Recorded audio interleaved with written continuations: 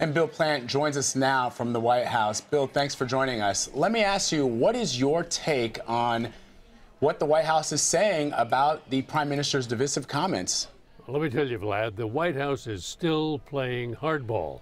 No matter what Netanyahu said in that interview earlier today, they are still not pleased. They want to make their displeasure known. So they send out the press secretary. That press briefing, by the way, is still going on. Who knows what else he could say? And he makes it very clear. One other thing that he said, which you didn't have on, was that the appeal to voters to come out because Arabs were being taken in buses to the polls. Ernest just called that a cynical, a cynical election day tactic. So, I mean, he couldn't be more clear in disapproval, and they mean to send that message. Yeah, I mean, it's really interesting that, and Tom Friedman, writing an opinion piece in the New York Times, said that if this was a ploy just to get votes in at the very last minute, it would be very cynical. So I'm just curious how the White House would respond, or how they would deal with a leader who uses such kinds of politics in an effort to win an election. I think you're seeing it, Vlad, because what they're doing here is, instead of doing something graceful and saying, well, we understand that the Prime Minister is now walking this back. No, they're not doing that. They're deliberately leaving the statements hanging out there, and they're deliberately saying that they still need to reevaluate. The White House is not just making nice now that Netanyahu has obviously won. So this is a deliberate tactic on the part of the U.S. administration. Yesterday, as you know, they came out and said, well, maybe we'll just have to let the United Nations Security Council vote for a Palestinian state, something which the U.S. has been blocking for some time. So the depth of their displeasure is obvious, and it continues. They're not going to let them off the hook easily. Bill Plante, I want to bring in Dan Raviv now, who also joins us from Washington. Dan, interested to know what your take is here.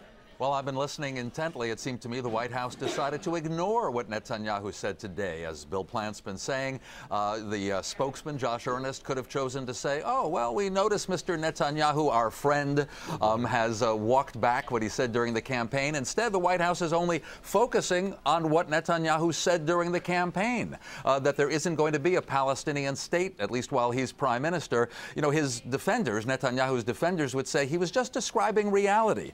And Bibi Netanyahu tried to be clearer about it today. He still supports two states, a Jewish state of Israel, an Arab state of Palestine, alongside each other, living in peace if the Palestinian state is demilitarized, and all sorts of other conditions, of course. And right now there are no negotiations. So Bibi Netanyahu's folks would say, hey, what's the trouble? I was doing this during a campaign. But as Bill says, President Obama is angry at Netanyahu. The most recent reason is 16 days ago. Bibi Netanyahu was here in Washington addressing Congress, and the president didn't like that at all. Dan, let me ask you, before we switch to Bill, Tom Friedman wrote today they must be doing high fives in Tehran when they saw how low Bibi sank to win. Joe Klein in Time magazine wrote that it was about bigotry. Jeffrey Goldberg said it would be calamitous the way this approach happened. What's your take on what those writers, opinion writers, are saying? Well, a few things, and maybe in random order, but, you know, some perspective. This is CBSN, after all. In the Middle East, you know, things are complicated, and it's not racial politics like in the United States. Netanyahu, speaking in Hebrew very late in the campaign, said he'd learned that his opponents were getting a lot of Arab Israeli voters onto buses to the polls. Now, in this country, that would be like, pardon me, it would be like a Republican candidate in a particular place saying, oh my, the Democrats are getting the whole black community onto buses. And you would say, that's terrible taste. You can't say it. That's racist. But in the Middle East context, it's not an offensive thing to say. It's hard for us to take. And people who already don't like Netanyahu, and okay, that might include columnist Tom Friedman in the Times, are using it as another stick to hit him over the head with, as clearly the White House is too. So in the background, what's it all about? The president and Israel's prime minister haven't gotten along for years, and it's perhaps hitting rock bottom right now.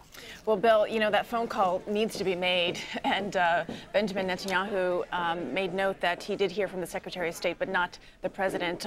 When are we hearing that that phone call is going to be scheduled? Well, we're being told that it could come as early as today.